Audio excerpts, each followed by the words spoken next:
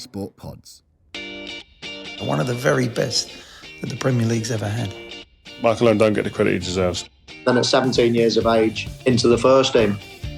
Welcome to the Premier League Storybook with me, Jake Humphrey. It's time for Chapter 6, The Boy Wonder. The early years of the Premier League saw a cast of young players make their mark on the game like never before. With more fans flocking to the game with the advent of the new league, talented fledgling stars were thrust into the spotlight. However, at the tail end of the 96-97 season, we witnessed the debut of arguably the most talented youngster the Premier League had ever seen. Michael Owen made his debut at Selhurst Park against Wimbledon at the age of just 17. 12 months later, the whole world was going Owen crazy. I had an illuminating chat with the man himself about being in the eye of that storm. But first, some of those that knew him best around that time shine a light on just how good he was as a teenager. Here's Steve Mcmanaman, who was a mainstay of the Liverpool first team when Owen broke through. Because I live locally, I was very one for following the young kids. So yeah, I knew Mo from a young age. Watched him in the Youth Cup with Jamie Carragher, Stephen Gerrard, Davy Thompson, Jamie Cassidy. You know, they had a good youth team, and I'd go and watch them. So yeah, we knew they were. You always know in Liverpool who the good kids are coming through the ranks. You know, we knew it was Robbie Fowler before them. We knew, I knew Robbie when he was 11-year-old and I was 14 playing for the Liverpool schoolboys, the local city teams. You know the good kids, and who, as much as Michael wasn't living in Liverpool, but you knew who he was playing for. He was getting a lot of attention when he was playing for the England schoolboys, and so playing for the youth team was fine. As we heard in Chapter 3, that dressing room was full of great players and strong characters, with the era that came to be synonymous with the Spice Boys in near enough full swing. Mcmanaman suggests, though, that Owen wasn't fazed. He was fine. What I can remember of, he was a quiet lad, but he always was quiet. He was never outwardly loud. He was one of the quiet ones in the dressing room, but that's exactly how he should be when you're 17, just breaking into the team. And then you show what you can do on the pitch. But, he was always quite quiet, and he kept himself to himself, and he lived, a nice, normal family life in wherever he lived, Chester, Hawarden, or whatever it was, over that way, away from Liverpool. So it probably helped him, actually, with the fame and the clamour he got when he scored his goal for England. After his blistering start to life in the Premier League, it was inevitable that England would soon come calling. We spoke to Glenn Hoddle, the national team manager at that time, about when he first heard of Michael Owen, and calling him up, aged just 18 years and 59 days, for a friendly against Chile, making him the youngest England player ever. I saw him at 17, and I had my card marked by a coach who said, "You got to keep an eye on this kid." When he was 15, I think, 16. I heard about him, and then obviously when I become England manager, as soon as I saw him, I think it was over at Wimbledon, 17, scored a fabulous goal. I thought, this kid's going to be sensational. Brought him straight in as quick as we could, really, into the squad.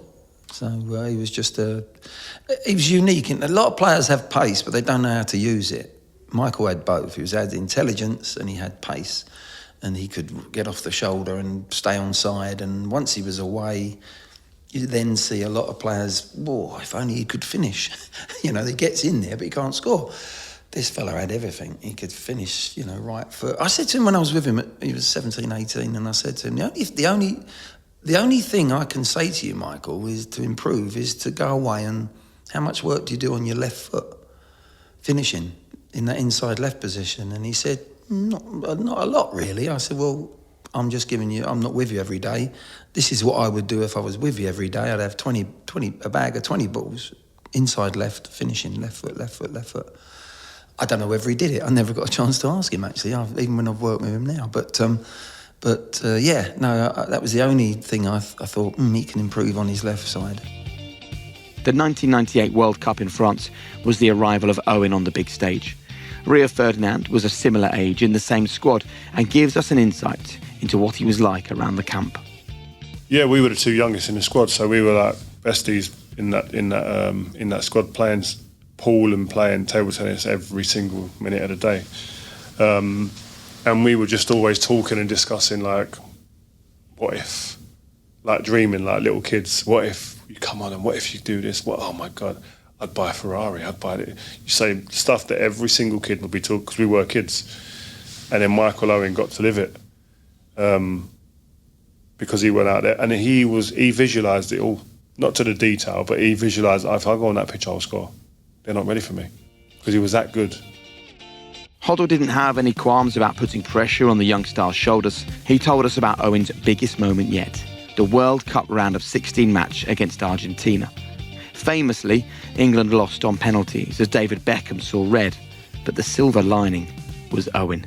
He became a global megastar overnight with an incredible solo goal in the first half.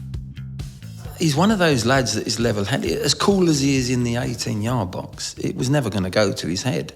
You know, he had an upbringing in football anyway through his father, and he was just a level-headed lad. I didn't see him. I mean, he was such an intelligent player. If you remember, we went down to 10 men, and I didn't take him off. A lot of people thought Shearer would go up. Normally, a manager, you go 4-4-1, and I wanted both. It was a long way to go still, and I wanted Shearer and Owen on, and I dovetailed them. You know, they had to have a little spell for 5 minutes right side of midfield.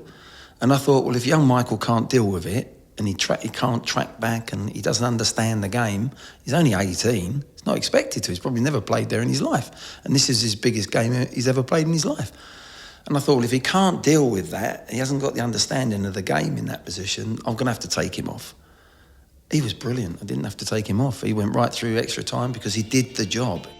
So we've heard from Michael's teammates and his national team manager at the time. But what was it like for the man himself? I spoke to him about that lightning speed shoot to fame on and off the pitch.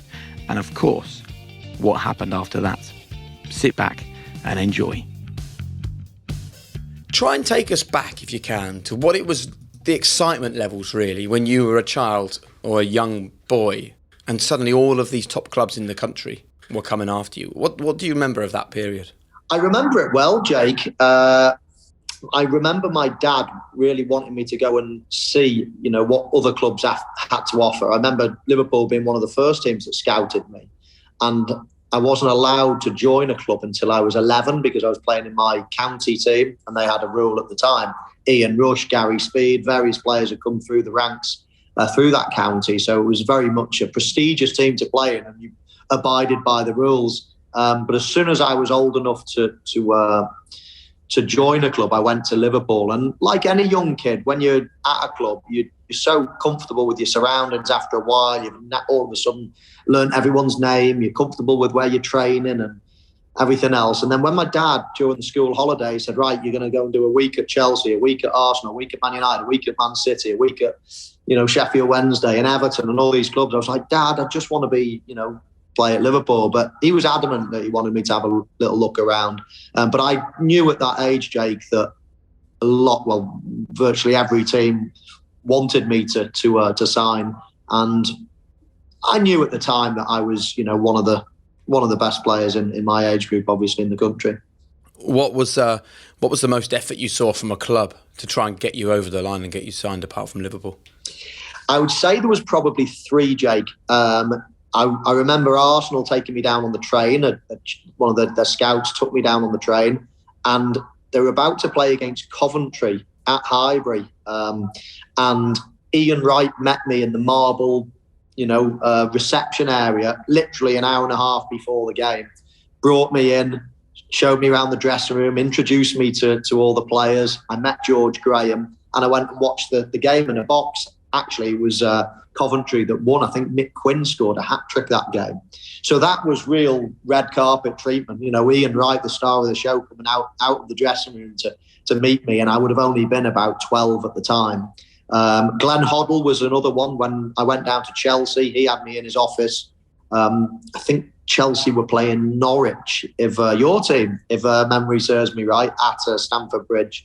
And again, he had me in his office talking to me about how much they wanted to sign me. And the final one was Manchester United.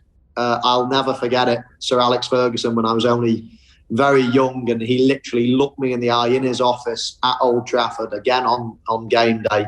And he just looked at me and said, do you want to play for Manchester United? And I was like, yes, type of thing. But obviously, deep down, I was, a Liverpool fan at that time. I'd been playing at the club. So, I basically paid him lip service. Later, obviously, I would go on to play for him, for Manchester United. But of course, at the time, I was just interested in playing for Liverpool. So you took the decision to sign for Liverpool, and you were in that youth team. And we've spoken to Steve Mcmanaman on a separate episode of this podcast about that Spice Boys era.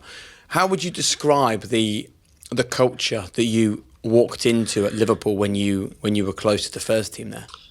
Well, I was obviously just before that era. I mean, the era of the Spice Boys was sort of, I guess, the white suits in the FA Cup of '96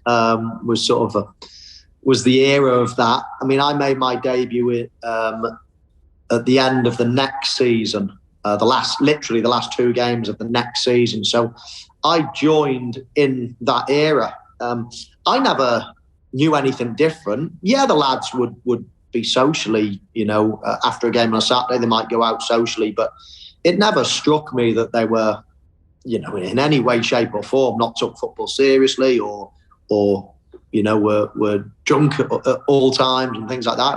It was just a great team spirit, and I joined the team, and really people like Steve Mcmanaman, Robbie Fowler, John Barnes, they really took me under their wing and welcomed me into the fray. But I knew no different, so it's very hard to compare anything. But what I do know is when Gerard Houllier took over, a year later, he really put pay to all of those, I mean, for example, we'd go on pre-season training to Norway, and it was just standard that after 9-10 days of hard work, there was a night out at the end of it that we could. And I remember going on, 1 or 2 of those, and then all of a sudden Gerard Houllier came in and said, "Why would you undo all the hard work? There's no nights out at all." And we were all up in arms, thinking, you worked so hard all that week, 10 days. Being sick, just running. But you had that little golden nugget at the end of it, knowing that you were going on a big night out. But no, he really professionalised the club. So I suppose we were, a step behind some of the teams that were winning things at the time, both on and off the pitch. And I think, some criticism's been levelled at Roy Evans over the years for kind of allowing that culture to be there at Liverpool. Let's talk about what Roy did for you, though. How quickly did he make it clear to you your pathway to that first team? How quickly were you involved in training and things like that? Well, I think the moment that the club, the hierarchy at the club, I should say, realised that they probably had a future first team player on their hands was in the Youth Cup when I was about 15. And they brought me back from Lilleshall just to play in the Youth Cup, and of course scored a few goals and made a few headlines. And I think at that point, that's when they thought, right, this lad's capable of playing in the first team. So when I got back from Lilleshall, I was basically fast-tracked straight into the A-team, straight into the reserves. I played about a dozen games in the reserves. And then at 17 years of age, into the first team. So I think they had a plan. I think they, had experience as well of the likes of Steve McManaman, Robbie Fowler, Dominic Matteo, some really good kids coming through. Jamie Carragher about a year before me. And then, of course, my wave was the likes of me and Steven Gerrard in my year. So I think they had great experience at the time of bringing kids through. And I think they had earmarked me, a few years earlier that possibly I would have been the next one. And it was seamless. I mean, back in those days, we trained literally the young lads would train on the pitch next door to the first team. So it felt very touching distance anyway, that you were always, cleaning their boots. If Jamie Redknapp or Robbie Fowler had a ball that he needed signing, he would throw it to me or throw it to one of the other lads and say, "Go on, get into the first team dressing room, don't get that signed for me." So you were always touching, feeling that atmosphere, that closeness to the first team. So nowadays it's a little bit different, and you can feel far removed from the actual first team. But I felt part of it straight away as soon as I got back from Lilleshall and I was in full-time employment, or YTS as we call it. Then I felt close to the first team straight away. But obviously the closest that you got at that point was when you came on and made your debut at Selhurst Park, it would have been, against Wimbledon, away at Wimbledon.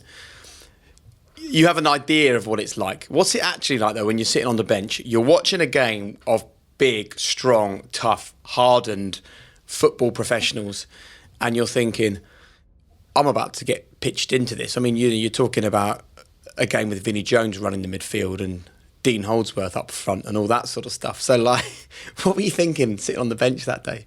I would be lying, Jake, listen, throughout my career, I've had a lot of self-belief. It's probably got me to where I got to, and I basically went through my youth breaking every record, getting into every team. I played for England at every single level, broke every record at every level. Basically, there was no surprise. Let's say I wasn't a late developer at all. I was, in your face, and no matter what you've done, though, Jake, and even though I, played with all these players in the reserves and everything else, and still scored goals, and I knew I could do it. There's nothing that can prepare you for the details that you've just mentioned. The opponents, the Premier League, the big crowd, everything about it was just, wow, I've done everything so far, but am I capable of this? And really, it was a stupid question, but you can't help but ask those questions about yourself. And I remember being 1-0 down and Roy Evans turned to me. I was sat on the bench and he said, right, Michael, go and get warmed up. And I literally took 3-4 steps out the dugout and Wimbledon scored again. And he said, Michael, no, you're not warming up. You're getting straight on.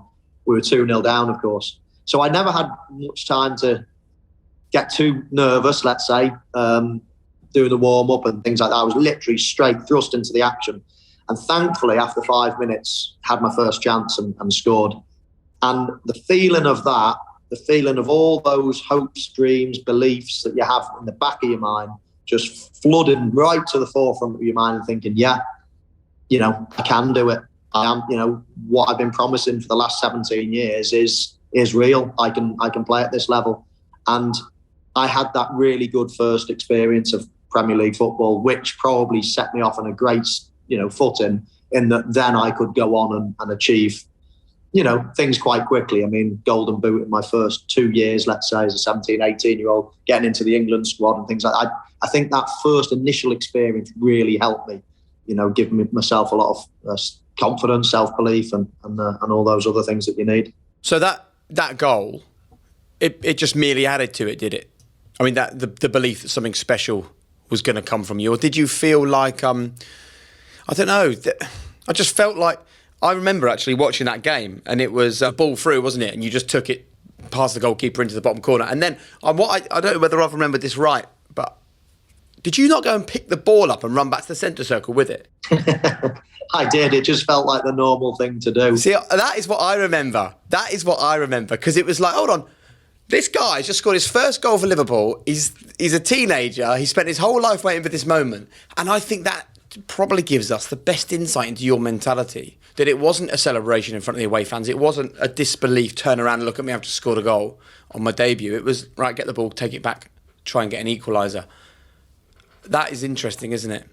Yeah, when you put it like that, I've never really thought of it like that, Jake, but I was always quite old for my age mentally, I think. All my mates were older than me. I sort of got on better with my brother's mates than I did have mates myself. My brothers are 9 and 10 years older than me.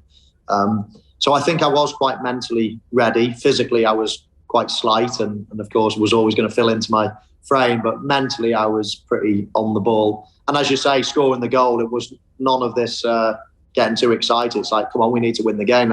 Let's get going again so I can score again type of attitude. So, yeah, do you know what? Of all the questions I've been asked about that goal, and of course, it was a huge part of my career, the celebration is something that I've never answered and never really even thought about. But when you put it like that, it probably did show how mature I guess I was as an 18-year-old.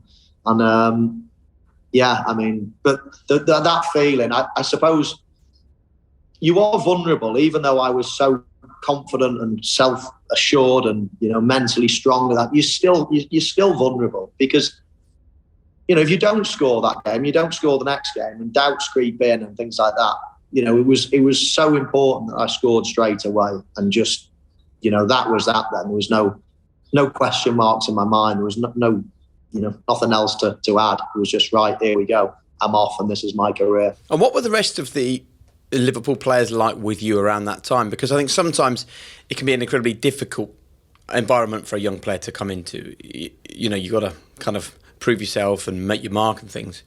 But I've heard other players say that when you're a really naturally talented player and the other players look at you and think, hold on a minute, this guy could get us 10, 15 goals a season eventually, then sometimes they can treat you differently. So what was your experience right at the beginning in that first team dressing room when you started to play week in, week out? I think that I was a kid that had a lot of respect for people. And even though I knew that I was on their level in terms of ability, you know, with the football, I always had a massive respect of my elders. For example, you know, there's little things in the dressing room you just don't do. Some people do them, but they're just own goals straight away. I mean, you don't buy a real flashy car. I won the Golden Boot in my first year. I wasn't brave enough to buy a special car like everybody else. I was still only, 17, 18. And even though you think, well, hang on a minute, I'm top goal scorer in this, and blah, blah, blah. People might look at me and think that's wrong and whatever. That's how I felt. I felt like I really needed to earn my stripes. For example, you're never going to be late, to get on the bus for the team. But also, everybody had been in that team for years and years. Imagine getting on the bus and sitting in Robbie Fowler's chair, that he had sat in. That was Robbie Fowler's chair. So you're at odds thinking, right, you get there early because you don't want to be late. You sit in your car, in your little clapped out car, and you wait and wait and wait, and then you wait for loads of people to get on. And then you get on and you sort of loiter, and then you see whatever chair is free, and then that's where you sit. Because otherwise, you're just going to be the butt of all jokes. And hey, you're in John Barnes' seat. And you get up and go to another one, and that's now Stan Collimore's chair, and that's now Steve. So little things like that, little respectful things like that, I was well aware of, and always, try to be a little step ahead of the game in terms of not exposing myself to anybody thinking I'm too big for my boots. Having a phone, for example. Phones only just came out in those days. And all the lads would have, the cup holders on the coach, on the table. They'd always have their phone in the cup holders. Well, after playing 10, 15, 20 games, I didn't feel as if I had justified having a phone. I had one, but I would hide it in my pocket. I'd have it on silent. I would never put it on the table so all the lads could see this 17-year-old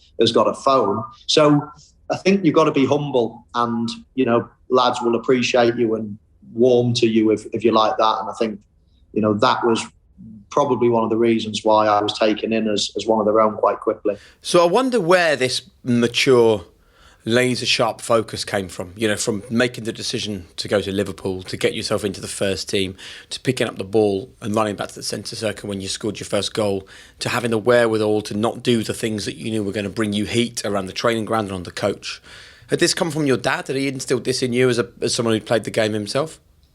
I think so, Jake. I think I was mature, but I wasn't brought up to be, so mature for that matter. I guess I did have older brothers and sisters. I've got 2 older brothers and 1 older sister and then a younger sister. So I probably was around adults and saw them behaving subconsciously. I certainly never was, prescriptive in my behaviour. But I guess I knew what to do and what to say. My dad would love me he loved me being brave and taking a chance. And, if it didn't go right, let's say if I had a little game of football in the lounge at home, he loved the fact that I could break an ornament, but I had the confidence still to try to bend it into a top corner where the ornament was about a metre away. And if I missed and hit the ornament, my mum was going to scream at me. And he wouldn't shout at me. I mean, I've often told the story of I'm eating an apple and we're all, as a family, watching the television. And I get down to the core and the bin is in the corner by the telly. I would literally throw the apple core and try to get it in the bin, knowing full well that if it missed, it hits the wall and makes a mark and my mum's going to scream at me. But the confidence to actually do it, and if I miss, okay, mum screams at me, my dad says nothing. If I get it, I get a nod of approval by my dad. That meant the world to, sort of thinking, he's got the courage, the little so-and-so, to risk something. But he's still so confident in his ability to throw that apple in the bin. And it's just a tiny little example, but my dad wouldn't want me stepping out of line and being naughty, but loved the natural, the instinct, the the bravery to do something. And so I don't know. I don't know how I was brought up differently to anybody else, but, having bravery, having courage, having respect, having manners, were all probably drummed into me growing up, and that was just the byproduct of it. And then people started to talk about Michael Owen and England rather than just Michael Owen and Liverpool. Can you remember the first time that Glenn Hoddle made it clear that he had his eye on you and you were in his plans? Well, I remember the first day I got the call up for the England squad. I was on the golf course playing with my dad. I was just playing 9 holes with my dad. And at the time, we weren't allowed telephones on the golf course. They were quite strict places back in the day. Some still are. And I remember we were playing about the 5th hole. And I was battering my dad. I was about 3 up. And I remember looking at my phone and it said Dougie Livermore, who was the assistant manager to Roy Evans at Liverpool at the time. And I answered the phone, went and hid behind a tree, answered the phone, and he said, "I've got some good news for you, and you're in the England squad." So, of course, after a 30-second phone call, sprinted across the fairway, telling my dad in the England squad, so excited. And, of course, then trying to hide my phone as I'm texting people and phoning people and, my mum and my brothers and sisters and friends and things like that, and telling them that I'm in the next England squad. I only remember being 3 up after 5 holes because I remember losing the game to my dad. That's why I remember I was winning. Your head was gone. My head was totally gone. Focus had gone, and I was too interested in phoning everybody, telling them the great news. So that was the first time I got selected. So no chat with Glenn Hoddle before that? He hadn't sort of picked up the phone and said, "Look." No, it was purely from the club. So what did he say when you arrived in camp then?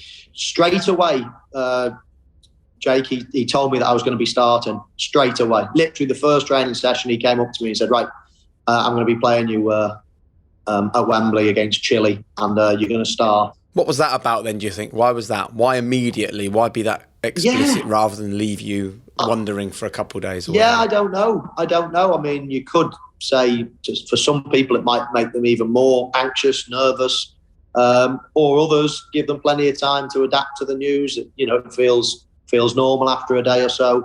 I don't know. But it was certainly, as a player, you like to know. You like to be, armed with as much information as you can for your preparation and everything else like that. So I appreciated being told early. I mean, as I say, mentally it got me ready. But no, it was first time I saw him in the hotel. He came straight up to me, spoke to me, and as I say, let me know pretty soon that I was going to be playing. And what about generally at La Manga in that camp? It's one thing being in the Liverpool squad and holding your own there. What about when it comes to being in the national team? I mean, basically, we've had a conversation so far about no self-doubt, right?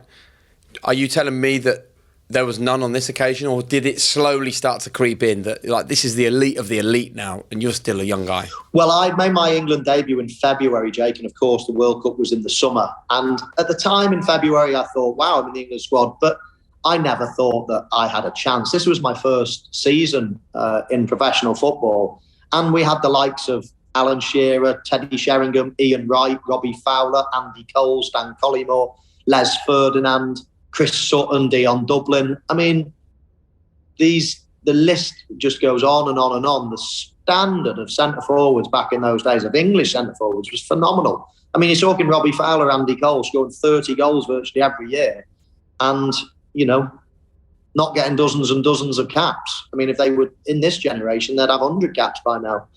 So it was very, very far from my mind, let's say, in February. But then the closer we got to the end of the season, I was leading scorer in the Premier League, ended up winning that Golden Boot and going to La Manga and actually thinking, have I played my way into the team here?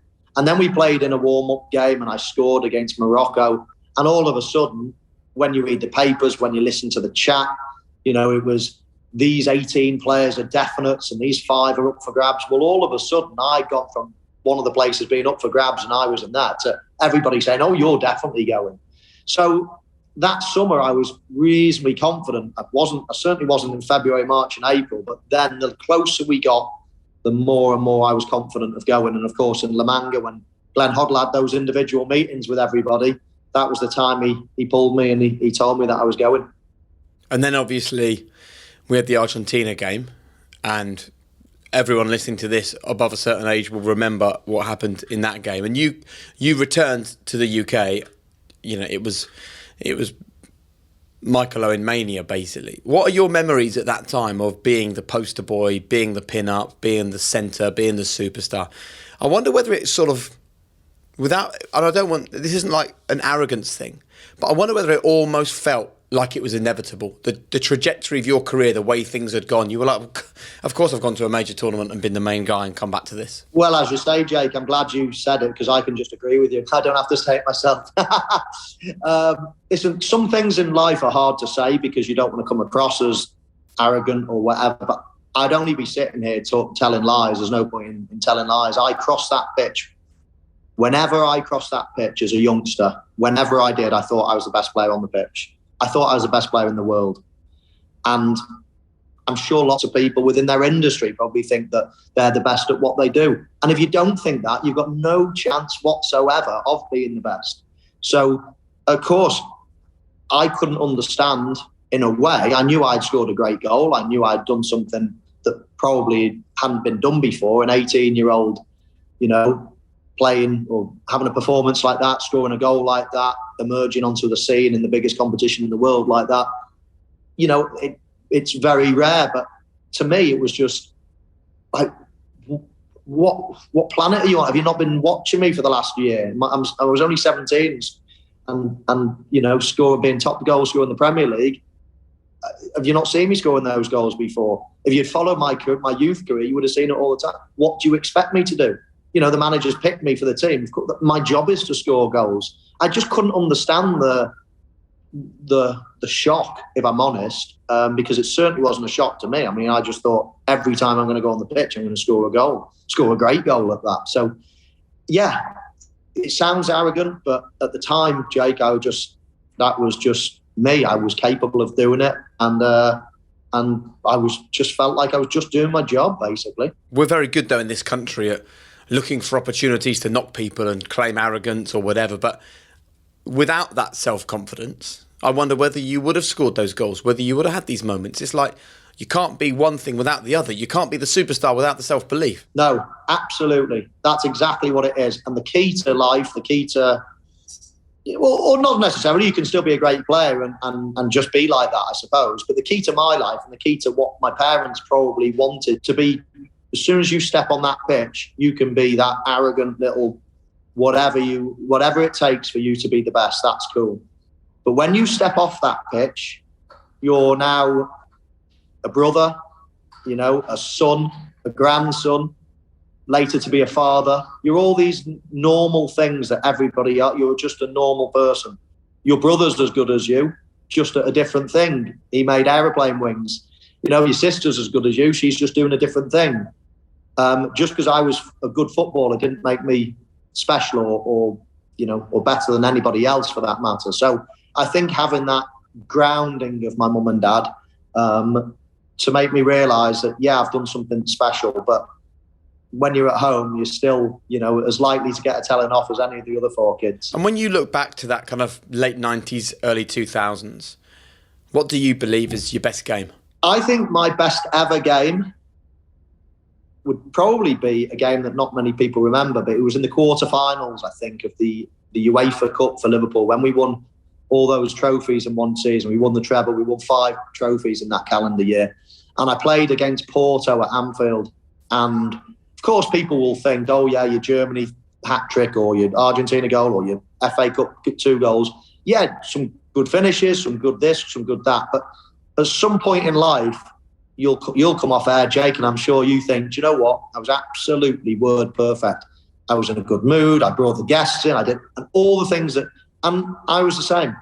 That day, unbeknown to anybody else, I walked off that pitch and thought, that is as good as I've got. I only scored 1 goal. It was a header at the top end. But my touch, my hold-up play, the beating of players, my passing, my everything about my game that day, I just walked off that pitch thinking, do you know what? That's as good as it gets for me. And I'm sure nobody will ever have predicted that. People just assume that it's, you know, it's a goal that you, or a game that you scored on a big, you know, big tournament or whatever. But no, Porto at Anfield, quarterfinals of the UEFA Cup. That was the best game I've ever played in terms of all-round football. That's fascinating. You won the game 2-0, didn't you? I think you're right, Jake. Yeah. Who got the other goal? Danny Murphy? You tell me. I think Danny Murphy. We'll have to go online and have a look. Have a look a little bit later. So look, you're playing brilliant football, but you've actually made a really good point to me there. You're playing there in the UEFA Cup. At what point did you start to think to yourself, do I need to move away from this football club if I'm going to be playing and winning Champions League trophies and winning Premier League or league titles somewhere? When did those thoughts first start to creep in? I don't think they ever did, Jake, because if you think of the sequence of events from my point of view, 2001, we won 5 trophies. So you're thinking, I'm in the best place. You know, what a brilliant season. We're winning trophies. We're building. We're getting better. We go and sign another couple of players. Next season, we go from 3rd or 4th in the league up to 2nd. So all of a sudden you're thinking, wow, okay, we didn't win as many trophies as last year, but that's pretty inevitable. But we're now 2nd in the Premier League, and it felt like we were building. And it was only the next season when we had a bit of a lull and Gerard Houllier left and things like that, that at that point was the same point that Real Madrid came in for me. So you could say that they came in at a vulnerable stage in my career. When we were probably as far away as ever. But then again, I'm sure at any part of my career back in the day when Real Madrid came in for you, you just cannot say no. The Galacticos that were there, the great players, the stadium, the kit, the country, just everything about it. They were the biggest and the best team in the world. And I think, so there was never a point where I thought to myself, I've got to get out of this club or anything else like that. I was firmly fixed on being a one-club man all my career. Now, this is interesting because on a separate episode of this podcast, people can hear us talking to Steve Mcmanaman, and he's really candid when he says that basically he ended up leaving for Real Madrid because Liverpool kind of messed him around. They said, oh yeah, we'll talk about a contract, and then it was months and months and months, and when the contract offer came, it was derisory because he was a homegrown talent. Like, could they have done more to keep you? Was that a similar experience, or did Liverpool actually do everything they could to make you happy and keep you at the football club, but it was just something that you couldn't say no to? Yeah, there's certainly no blame on the club from my point of view, Jake. In later years, don't get me wrong, I was really upset that the club didn't get me back. But when I left, that was totally my decision. So I can't blame anybody for that. I tossed and turned and ups and downs for about a week, 10 days, thinking, I can't leave. And then the next day I was thinking, but Zidane and Figo and Raul and Ronaldo and Beckham and Roberto Carlos and all these great players and this great stadium and this white kit, I've got to try it. And then the next day again, it was like, oh no, but everything I've done is, I've been at this club for, 15 years or something. It's my life, how can I leave? And then next day again, right, now I'm going to do it. And then I think the final straw was that I started thinking about Ian Rush and that he left. And it almost comforted me that he left, and after 1 year, he came back to Liverpool and then was a legend again. And I just thought, well, tell you what, I'm going to phone the chairman, I'm going to phone the manager, I'm going to say, listen, I'm going to go and try it, but let's just shake hands that I come straight back. And I did. And I phoned Rick Parry, who was the chief exec at the time, and he said, absolutely, we'd love to have you back. If you decide to go, then we'd love to have you back. And that was the conversation that all of a sudden thought, right, I'm going to give this a bash. So no blame on anyone else but me. It was my decision. So let's just be really clear about that then. When you left Liverpool, in your mind, it was leave Liverpool, go to Real Madrid, experience Spanish football, maybe win a couple of La Ligas or a Champions League, and then come back. That was the plan. That was absolutely the plan. I mean, we all have an ideal in our head, don't we, about what the immediate future holds, I guess. And that was absolutely my plan. Just go for a year or two, come back and having won a trophy or two and had a brilliant experience, and then come back to what I classed as my team. But as we know, best laid plans and all that, it never quite fell in that way. So you do your time at Real Madrid. How does it end up then that you go to Newcastle rather than come back to Liverpool? Well, during that summer, I'd done my year at Real Madrid, and I met Rick Parry and Rafa Benitez. It was actually so secretive at the time. We had a player called Bruno Chiroux, who was a good friend. His wife was a good friend of my sister's. So we thought we got to meet somewhere quiet. So my sister phoned his wife and said, "Can we?" Because obviously he was back on holiday back at home in France. Can we meet in your house? There's a quiet meeting that needs to take place. So I remember my agent going off with Rick Parry in one room, me and Rafa Benitez having half an hour in the lounge, and we basically just spoke football and how he was going to use me and etc. etc. My agent came back in and said, "Right, we're all done and dusted. We can make this happen." I've never been so excited in my life. Literally didn't even need a plane. I flew back on my own to Madrid. I was just so excited, and we were about to play in a pre-season game. I was in my hotel room, and the president knocked on my door and came in and said, "Listen, we've had a bid from an English club. We've enjoyed you being here. You're more than welcome to stay. We think you've done well and everything else. But if you do want to leave, if you're feeling like you want to go back to the Premier League, if you're homesick in any way, shape or form, then let us know now, because we would accept the bid and we'll let you go back." So of course I said, "Okay, well, thanks for giving me that opportunity, etc. I'd like you to accept the bid and I'll go back to Liverpool. That'd be great." And he looked at me quizzically and he said, "No, it's Newcastle that have put in the bid." And I just couldn't believe what he had said. And I said, "Oh, right, okay, well, no, I will go back to Liverpool, but I only want to go back to Liverpool, basically." And he said, "Well, Newcastle have put in this bid, and sure, you can go back to Liverpool, but they have to match the bid that Newcastle have put in." So later on, obviously, phoned my agent. We got to the bottom of it. Liverpool were prepared to pay 8 million, which is what they sold me for. And Newcastle have put in a bid of double that, of 16 million. So, of course, now we're in a real problem. We were phoning Liverpool to see if they'll up their offer. I think we managed to get them to agree that they would go to 10, but absolutely not a penny more. And the president was just adamant that there was no way I was going to go unless it was, for the 16 million.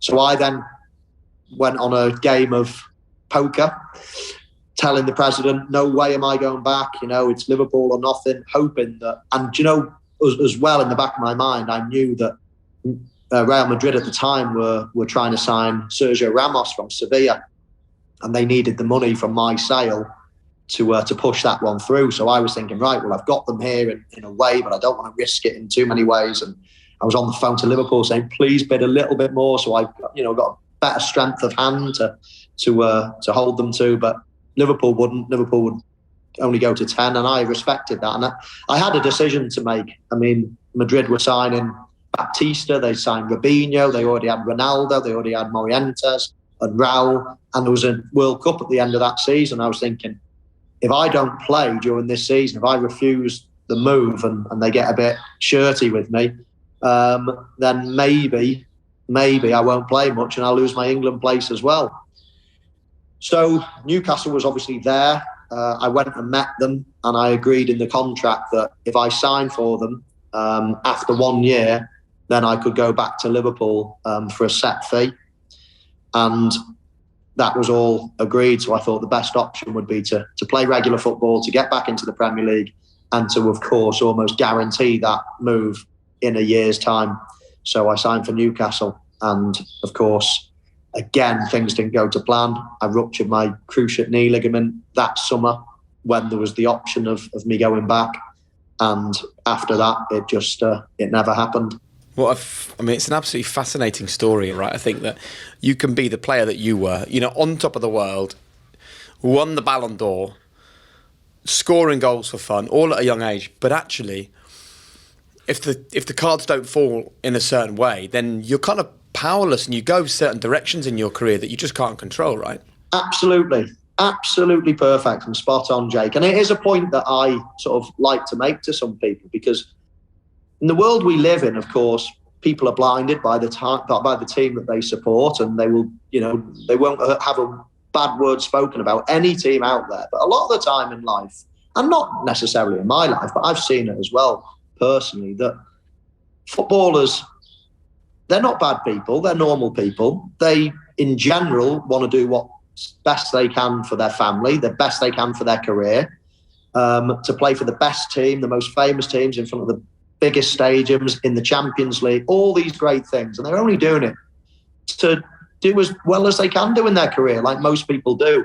And a lot of people are blinded by the fact that, footballers get a real bad reputation for, breaking contracts, for doing this, for doing that. But I've been in a semi-situation like that. There's been people that I've seen that have been in horrific situations where the clubs have literally blackmailed, threatened, done everything. We'll ruin your career, we'll train you in the reserves morning, noon and night. You are going for this, that and the other. And, they've signed a contract as well and they should honour it. And it never ever comes out whereby the club are the bad guys. It's always the players. And again, my situation wasn't so bad, Listen, it wasn't so bad. But there are a lot less fortunate in fortunate situations that I was at. And it's not always as people would believe. And as you rightly say, I mean, if I had my way, if Liverpool had their, it would have been perfect. I wanted to go to Liverpool. Liverpool wanted me after Real Madrid. But it was taken out of our hands by two outside, influences, i.e., at the time it was Real Madrid and Newcastle, and that obviously denied me my dream of going back. And what do you say to Newcastle fans who sort of go, hold on a minute, we've just listened to this whole thing. We paid 16, 17 million for you, amazing wages, did everything we could, looked after you. What about the fact that you played for us? Like, where does that sit with you when you have these sorts of conversations, which is all about, I really wanted Liverpool and I wanted to be a success there? Well, we're all the same, aren't we? I mean, if they cast their mind back 5 or so years before that, then they had exactly the same situation, and that their absolute hero wanted to go back to Newcastle as opposed to going to other great clubs, i.e. Manchester United and teams like that. And Alan Shearer chose them because that's where his heart was. I don't think any Newcastle fan, or any fan for that matter, can look at me and have a go at me for wanting to go back where my heart was. I was willing to go back on half the wages that Newcastle were offering to go back to Liverpool. So there was no greed, there was nothing about it. It was purely, I just wanted to go back to what I considered my club. And for all these people that think there's no loyalty, there's no this, there's no that in the game, well, I would say that that's probably the best example of it. Alan Shearer going to Newcastle, me wanting to go back to Liverpool. So I make no apologies whatsoever. And also, once I knew it wasn't possible to go back to Liverpool, then I absolutely got my head down. And I don't think any Newcastle fan, or anyone for that matter, can look at those first 3, 4, 5 months of me at Newcastle, the amount of goals I scored, me and Shearer were banging them in. I joined the club when they were bottom of the league after 5 games. I mean, I got injured. I broke my foot on New Year's Eve when Paul Robinson landed on my foot when I was trying to score a goal, in there where it hurts, trying to score a goal for Newcastle. And we were right up and flying high, in the league, in the top half, and we were banging goals in. No one can say, you didn't try a leg. I mean, I was absolutely on it in those first few months at Newcastle. Unfortunately, broke my foot, came back for a game, then did my knee in the World Cup. So I was out for the best part of a year and a half. So, that just happened, sadly. I certainly didn't want that to happen to me, but it was just the cards that I was dealt. But once you were there, that's the sort of key message, I suppose. Once you were there and the Liverpool thing wasn't going to happen, you gave your everything to Newcastle. Oh, absolutely. Just look at some of the photos of me and Alan Shearer celebrating, scoring goals together. I mean, yeah, I scored a load of goals, and so did he in that first half. Mate, it's a great place to score goals, isn't it? Oh, amazing. I mean, absolutely amazing. I think in my second game, I scored the winner. We won 1-0 against Man City at St James's. Then I went away to Blackburn, scored a header. We beat Blackburn away. Then we went to Upton Park and I scored a hat-trick, and Shearer scored the other. I think we won 4-1 or 4-2 or something. I mean, it was we were on such a roll, absolutely loving it. And you know what? It wasn't just those first few months, because obviously then I had 18 months of pure injury hell. But then, yes, there was one or two managers that came in that I didn't, that I was still fighting my way back to fitness. But then when Kevin Keegan came in, it was unbelievable. Again, we had I remember me, Martins and Viduka playing up front. And we had such a good run at things again. It was I was really enjoying my football, was made club captain. Everything was brilliant. And then, of course, Keegan left and things went a bit downhill after that. But I had some brilliant memories. And I really get upset when people try to tarnish 4 years at Newcastle with a negative brush, because, yes, there were some negatives, as I say. Injured for 18 months, it's horrific. But there were some unbelievable highs as well. Scoring 2 goals, beating Sunderland 2-0 or 2-1 at St James's Park, I've never heard a noise like it. The roof literally nearly came off. And I had some great moments. So, for me, I will always remember some great moments there. And if I give you your time over again, do you, knowing what you know now, do you make the same decisions? Because, sometimes you go back to Liverpool and they don't revere you in a way that they revere a player that never left the football club. Equally, you see a bit of criticism from Newcastle fans and you did really well in your one season at Real Madrid, but it's only one season. And then you had that period at Man United where, again, you scored. I mean, one particularly famous goal you scored at Man United. But would you prefer would you prefer to be a one-club man and have been at Liverpool all your career in hindsight, or are you glad with the decisions you made to play for, arguably, 3 of the biggest clubs on the planet? Well, it is so hard to say, Jake, but I mean, it didn't make any difference what clubs I was at. With getting hamstring injuries, with then getting knee injuries for England and things like that, I often look at it and think, well, if I played at Liverpool all my career, you never know. I might have been getting, not booed off, but I might have been getting, sold anyway at 27, 28, because I just wasn't the player that those fans remember. I mean, those fans saw me at 17, 18, 19, 20, 21. They saw the best of me. Would they have been agitated seeing me half the player late on in life? And that would have potentially soured things. I don't know. If Liverpool just got rid of me and sent me to another club when I was 28 after all that service, I might have a really different opinion of the club now, because I think, wow, all the service I gave and that's all your thanks type of thing. So it's what ifs and maybes and buts and all the rest of it. Yes, I would love to have been a one club man and been successful and played at my top level all my career. Yes, obviously. But I've also had experiences that not many British players have had, playing 4, as you say, probably the 3 or 3 of the biggest 4 teams in the world. So, yeah, I really don't know how to answer that. I mean, listen, in an ideal world, I would have played for Liverpool all my life, but injuries meant I was never going to be at my absolute best anyway. I also think when it comes to hindsight, it's easy to say, if I'd have been Liverpool all my life, everything would have been different. But you could have stayed at Liverpool, and I don't know, you could have suffered a horrendous accident by staying there. And here you are, all these years later. You've got your health, you've got your family, you've got what was an amazing career behind you, and a brilliant business and all your media work as well. I think you've got to be very sure about what else might have been if you're going to turn the clock back and want to have lived a different life. And there's no doubt about it, mate. I mean, what a fascinating 50 minutes just to sit and go through the journey and the story. It's been a life well lived, and there's plenty more still to come. Hopefully, mate. Yeah, maybe if I hadn't have done what I'd done, we wouldn't be working together so much as well. So every cloud and all that, eh? You know it, brother. You know what? I loved speaking to Michael and getting that unrivaled insight into his rapid rise to stardom that few will ever experience. I guess I can only really think of Wayne Rooney a few years later, who would have experienced that level of pressure and expectation while still technically a child. It got me thinking, though, whether we just underestimate Michael Owen now, whether he's not rated as he should. Have we forgotten how good he was? What is his legacy in the game? However, those in the know have no doubts in their minds. Michael Owen don't get the credit he deserves. We always talk about this. All the guys at BT, all the guys, even him, when I sit and I say, look, people don't understand how good this guy was. No one's done or doing what he done at that age. The impact that he had comes in top goal scorer in the Premier League Mbappe, listen, probably the only one who's got near it. But he was like an absolute devastating player.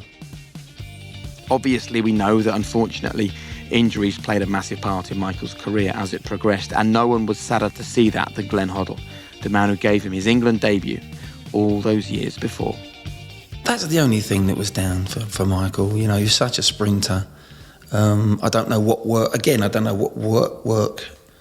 they were doing at club level. You know, it was Liverpool, you hope that they were doing. But Michael had to be, it's like any sprinter, you've got somebody that's got real pace like that. You know, in American, they do certain things with their hamstrings, they strengthen. I think this was a little bit before what they found out now, how it all works, you know. And yeah, I think that's the only thing that really held him back was his tearing his hamstring. Once you're a sprinter like that, there must be a doubt in your mind. But he still had a fabulous, fabulous career after pulling the hamstrings. You know, people don't realise in Real Madrid, per minutes on the pitch, his goal-scoring record is incredible. You know, he was coming on from the bench and whatever, but you know, people say, it didn't work out for him. There's not a better player per minute on the pitch. He hasn't got a better ratio than Michael. It's an incredible amount of goals he scored for the time he was actually on the pitch. Glenn's mind is made up, though, on Michael's overall legacy in the game.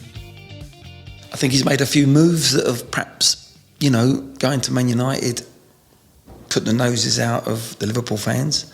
So I think there was a few little moves that perhaps that appreciation is, you know what fans are like. There's a jealousy, there's a rivalry there.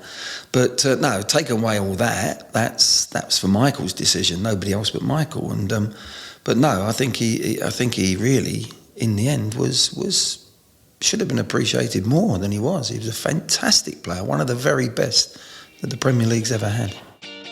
While Owen was winning Premier League golden boots as a teenager in the mid-90s, a collection of his fellow young stars and England teammates were coming of age just down the motorway, culminating in a success never seen before or since in English football. Chapter 7 is, yeah, you guessed it, the treble winners. BT Sport Pods.